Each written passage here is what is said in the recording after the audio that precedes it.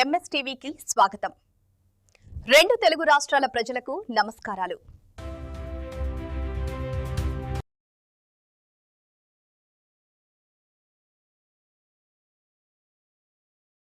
Welcome to MS media. ఈరోజు గంధంపల్లి కొత్తపేట గ్రామ పంచాయతీకి వచ్చాము.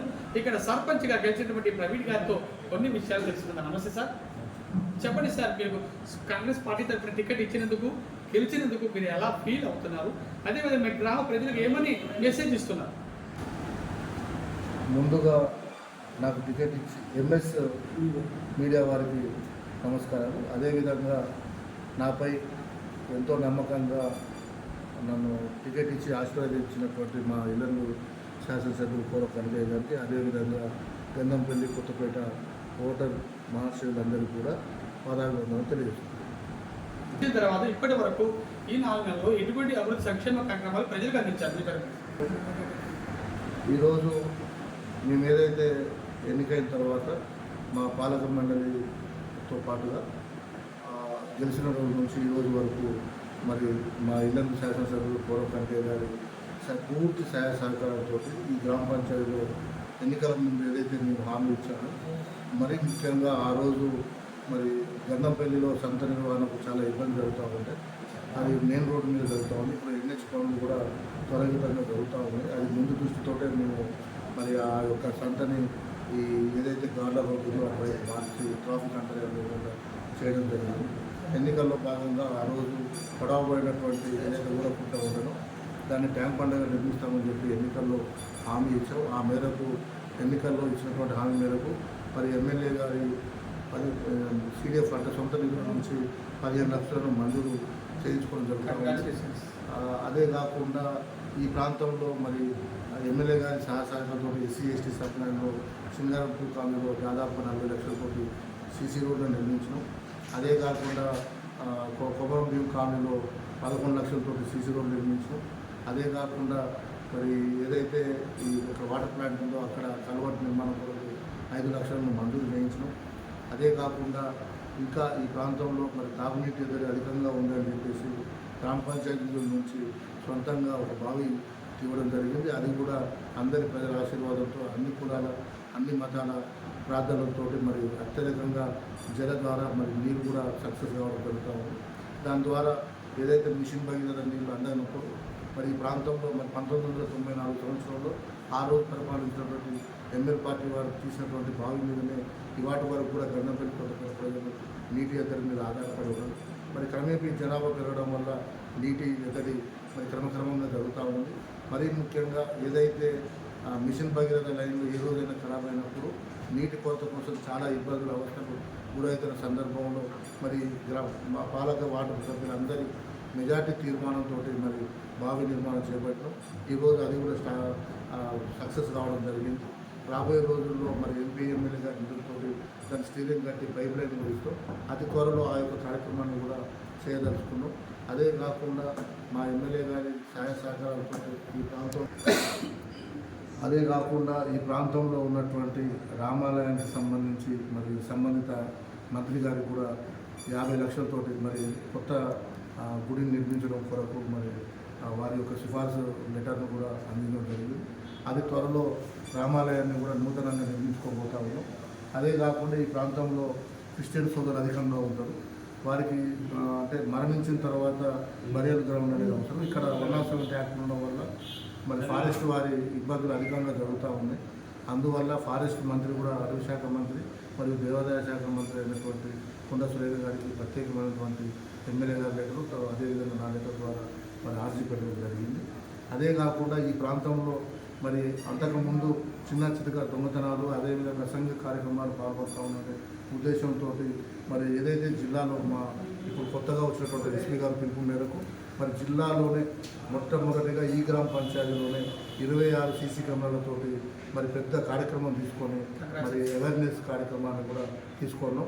ఈ మా ప్రాంతంలో ఏదైనా జరిగినప్పుడు ఇక్కడ నుంచే కూర్చొని గ్రామ పంచాయతీ మొత్తం కూడా చూసుకునే విధంగా ఇక్కడ ఆ యొక్క సదుపాయాన్ని కూడా మేము చేయడం జరుగుతూ ఉంది. మరీ ముఖ్యంగా అన్ని ముఖ్య కూడల్లో మరి ఎటువంటి సమాచారం జరిగినా కానీ అక్కడ నుంచి మేము ఇక్కడ నుంచి కూర్చొని చూసుకునే విధంగా మరి అటువంటి కార్యక్రమాన్ని కూడా అంటే జిల్లా ఎస్పీ గారే స్వయంగా ఇక్కడికి వచ్చి దాన్ని ప్రారంభించి మమ్మల్ని అప్రిషియేట్ చేయడం జరిగింది.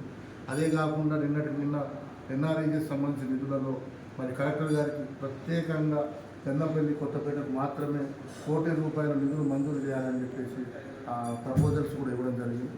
అది కాస్త పెండింగ్ జరుగుతూ ఉంది. ఈ మధ్యకాలంలో ఎమ్మెల్యే గారి సహాయ సహకారంతో ఇంకా సీసీ రోడ్లు, సైడ్ లైన్స్, అదేవిధంగా కాంపౌండ్ వాల్స్ కూడా ప్రపోజల్ ఇవ్వడం.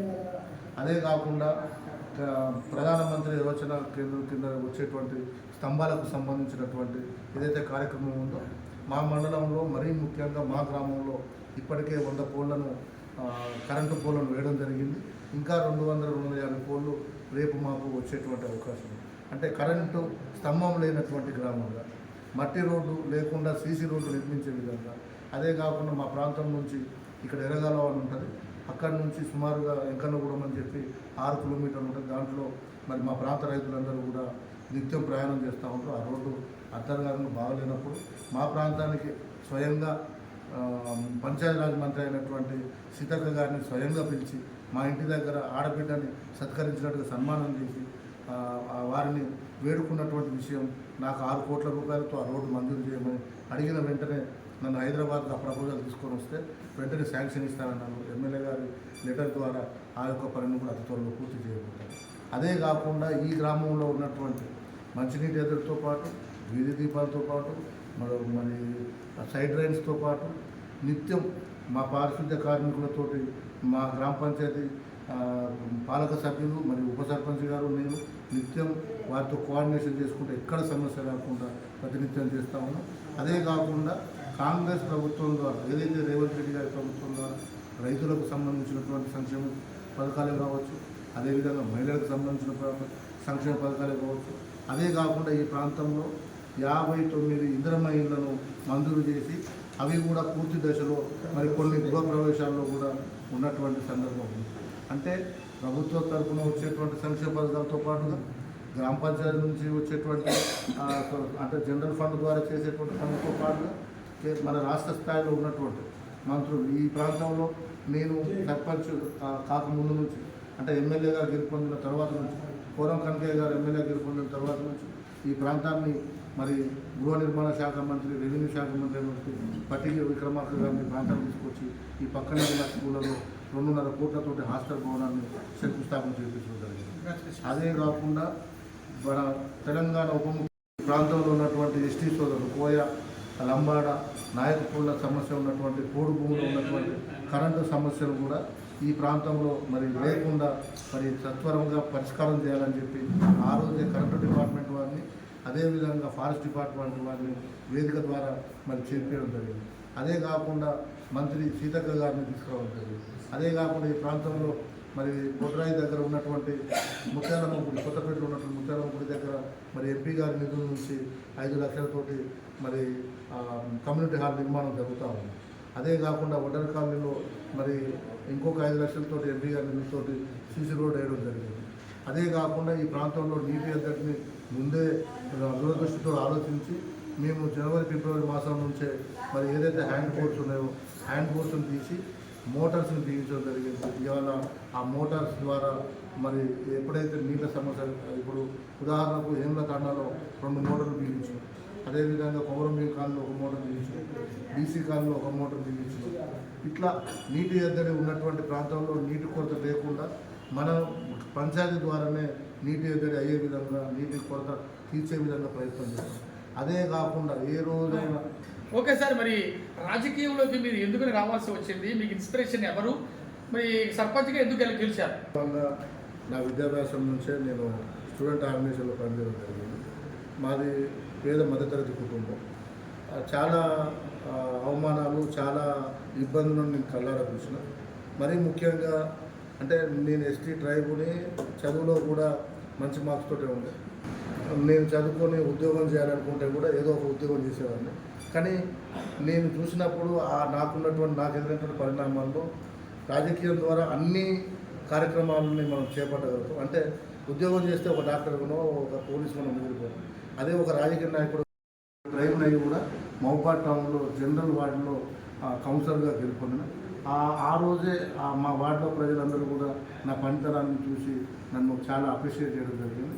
అప్పుడు కూడా మా వార్డులో అంటే ఇప్పుడు ఉన్నటువంటి 20 వార్డులో మరి అనేక అభివృద్ధి కార్యక్రమాలు ఆ రోజు కూడా ఎమ్మెల్యే గారి సహకారం, ఎంపీ గారి సహకారంతో, మా ప్రాంత ప్రజలందరి సహకారంతో కూడా ఆ రోజు రోడ్లు, కాలువలు ఇవన్నీ కూడా చేయడం జరిగింది. అంటే నాకు ఆ రోజు ఉన్నటువంటి మహబూబాలో ఉన్నటువంటి మున్సిపాలిటీ కౌన్సిలర్గా ఉన్నటువంటి అనుభవంతో ఈరోజు ఈ గ్రామ పంచాయతీ సర్పంచ్గా మరి వచ్చిన తర్వాత ఇక్కడ అంటే మా అమ్మమ్మ వాళ్ళ ఊరు, తర్వాత మా పెద్దమ్మలు, మా పెదనాన్నలు అందరూ కూడా ఈ ప్రాంతంలో ఉంటారు.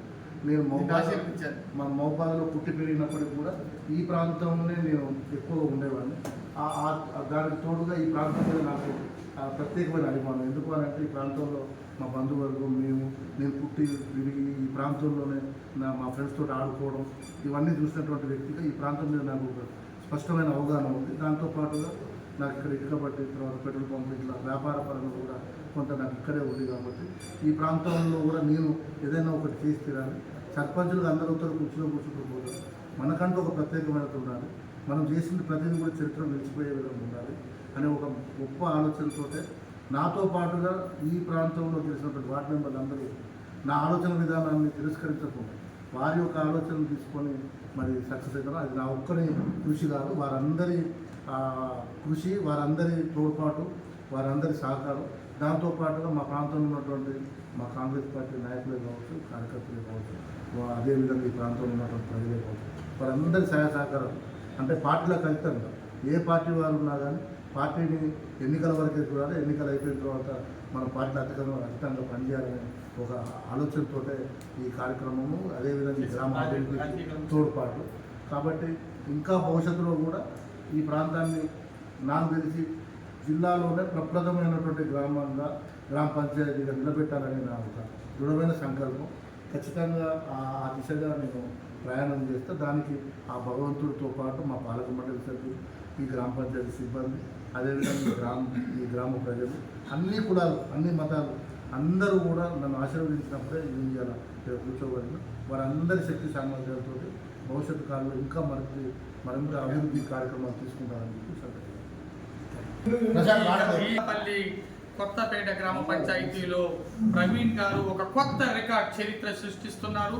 ఎందుకంటే ఆయన మరి పుట్టి పెరిగింది వేరే చోట, ఇక్కడికి వచ్చింది వేరే చోట, అయినా కూడా ఇంతమంది పాలక మండలి సభ్యులు, గ్రామ నాయకులు, ప్రజలు అందరూ కూడా ఆయన ఆదరించి ఇంత మెజారిటీతో గెలిపించినా కూడా ఆయన ఇంకా అనేక అభివృద్ధి కార్యక్రమాలు ఎక్కడ ఎన్నడూ ఏ గ్రామంలో చూడనటువంటి ఇటువంటి సంక్షేమ అభివృద్ధి పథకాలు ఇక్కడ ఆయన చేపించారు.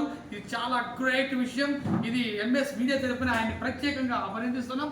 Congratulations sir. ఇంకా మీ ఎందుకంటే స్టూడెంట్స్ లైఫ్ నుంచి ఒక లీడర్గా ఎదిగి ఈ యొక్క గ్రామంలో సర్పంచ్గా, కౌన్సిలర్గా ఎన్నో పదవులు స్వీకరించి బిజినెస్ పరంగా మరి పెట్రోల్ పంప్ కానీ ఇంకా వేరే చాలా బిజినెస్ పరంగా బిజినెస్ మ్యాన్గా ఎదిగి ఈ గ్రామానికి వెన్నుముక ఆదర్శ గ్రామంగా తీర్చిదిద్దాలి.